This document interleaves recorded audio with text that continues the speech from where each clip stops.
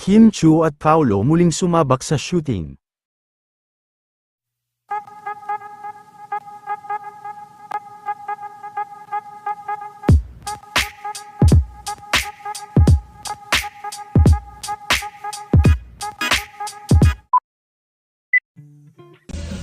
Matapos ang nakakakabang performance ni Kim Chu kahapon, ay hindi pa rin nga ito nagpapahinga, at madaling araw pa lang kanina ay nagbiyahe na nga ito at ang buong team ng What's Wrong with Secretary Kim para sa kanilang shooting.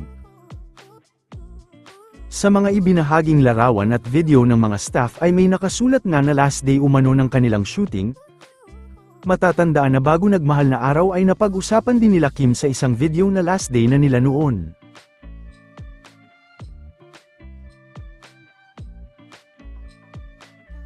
Ilan naman sa mga fans ang nagsasabi na tila wedding scene umano ang kanilang isusuot dahil sa puting dress na larawan na lumabas kanina.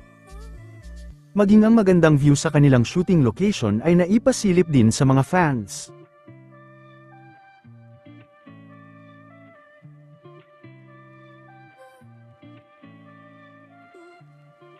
Samantala, nahati naman ang opinyon ng mga fans nila Kim dahil sa lumabas na larawan nila Kim at Oliver kahapon. Ang iba ay Team Kim Pao at panatag umano kila Kim at Paolo, samantalang ang ilan naman ay hindi rin napigilan na mapaisip ng Team Kim at Oliver dahil bagay din umano sila.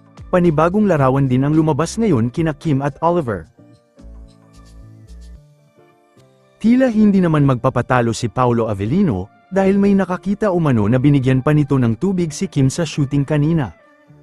Sa FB may ayuda nag-share ng tubig ang Kim Pao, may nakakita sa kanilang staff. Binigyan Paolo ng mineral water si Kim pero uminom muna si Pao bago niya binigay kay Kimi yung mineral water.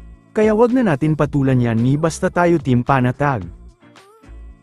Team Panatag din po ba kayo? Mag-comment lang sa ating video.